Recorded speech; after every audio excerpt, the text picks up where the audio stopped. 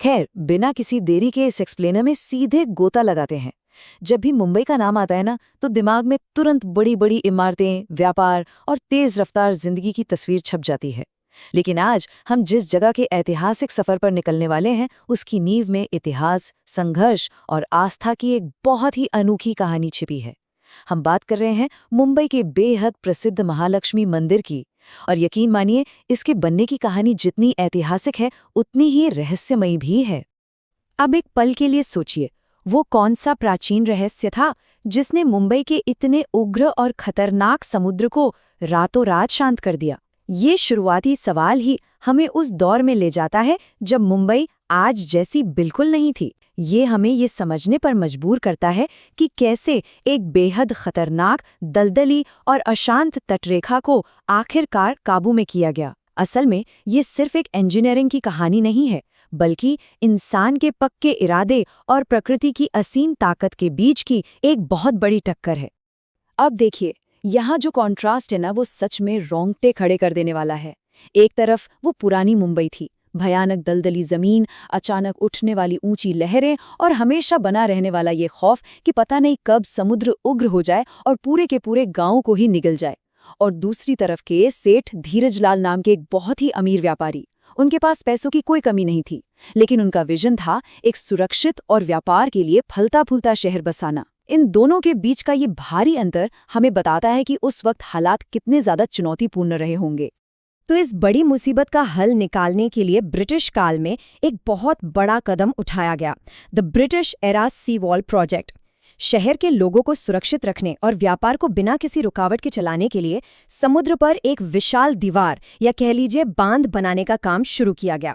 यह उस समय का एक बहुत ही ज्यादा महत्वाकांक्षी प्रोजेक्ट था, जिसका सीधा मकसद शहर को समुद्र के उस डरावने रूप से बचाना था।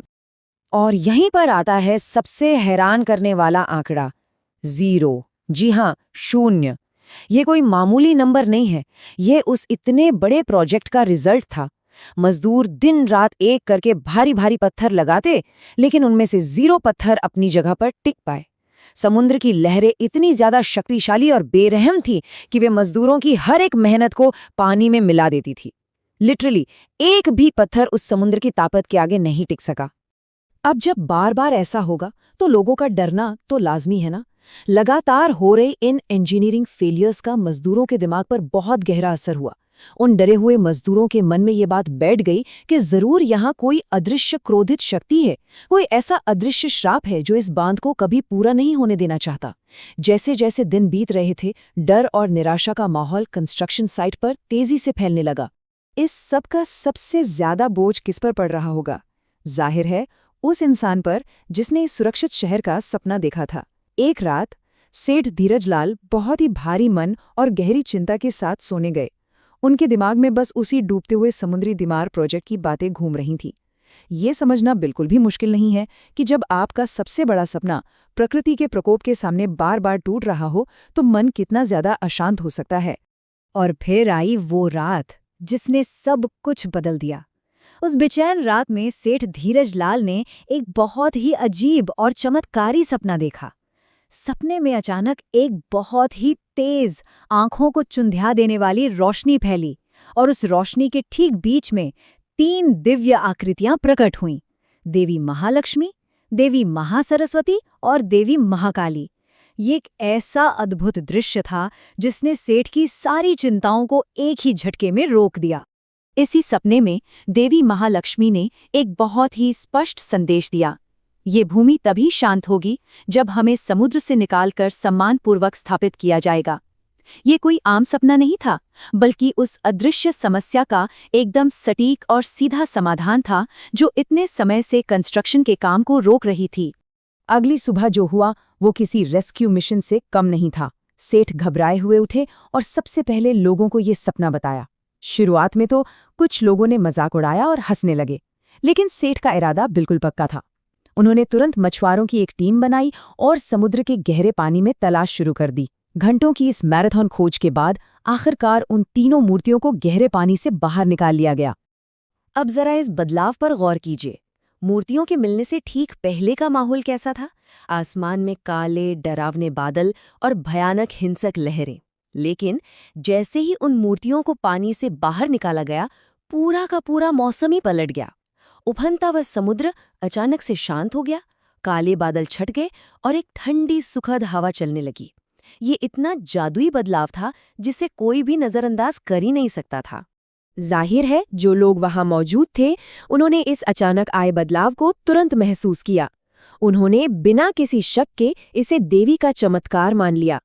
सदियों से चला आ रहा वो खौफनाक समुद्र जो किसी भी बड़ी इंजीनियरिंग से कंट्रोल नहीं हुआ था, वो इस घटना के बाद एकदम शांत हो गया था। इस एक पल ने लोगों की आस्था को हमेशा के लिए मजबूत कर दिया। और फिर इसी चमत्कार के सम्मान में ठीक उसी जगह पर एक भव्य मंदिर का निर्माण हुआ। इसी मंदिर को आज हम मुंबई के मशहूर महालक्ष्मी मंदिर के नाम से जानते हैं। उन तीनों मूर्तियों को पूरी श्रद्धा और पूरे सम्मान के साथ वहां स्थापित किया गया, बिल्कुल वैसे ही जैसा कि उस चमत्कारी सपने में निर्देश दिया गया था। इस पूरी कहानी का सबसे दिलचस्प इंजीनियरिंग पहलू तो अब सामने आता है। जैसे ही मंदिर बना और मूर्तियों की स्थापना हुई, अंग्रेजों की उस समुद्री दीवार का काम जो महीनों से बुरी तरह फेल हो रहा था, वो बिना किसी और रुकावट के एकदम स्मूथली पूरा हो गया। जिस समुद्र ने पहले हर एक पत्थर को बहा दिया था, अब उसी ने उस सुरक्षा दीवार को अपने सीने पर मजबूती से खड़े होने की इजाजत दे दी। अगर हम इस पूरे सफर को एक टाइमलाइन में देखें तो मुंबई का ये ट्रांसफॉर्मेशन सच में कमाल का है। खतरनाक दलदलों से शुरू होकर सी वॉल की लगातार विफलताएं, फिर आस्था का वो टर्निंग पॉइंट जब मंदिर बना, और आखिरकार इस बड़ी रुकावट के खत्म होने के बाद ही मुंबई का एक बेहद सुरक्षित और समृद्ध शहर के रूप में उदय हुआ, जिसे आज हम सब जानते हैं। और ये इतिहास सिर्फ किताबों में नहीं है, आज भी जिंदा है। यही वजह है कि आज भी हर शुक्रवार को महालक्ष्मी मंदिर में भक्तों की लंबी लंबी कतारें लगती हैं। लोग पूरे विश्वास के साथ आते हैं कि देवी आज भी उनकी पुकार सुनती हैं। कोई अच्छी नौकरी की मन्नत लेकर आता है, कोई परिवार की सुख शांति के लिए, तो कई लोग बस शांति से दर्शन करने आते हैं, ये मानते हुए कि देवी महालक्ष्मी हर संकट से बचाती हैं। तो हम इस एक्सप्लेनर को एक बहुत ही गहरी स्थानीय मान्यता के साथ खत्म करते हैं।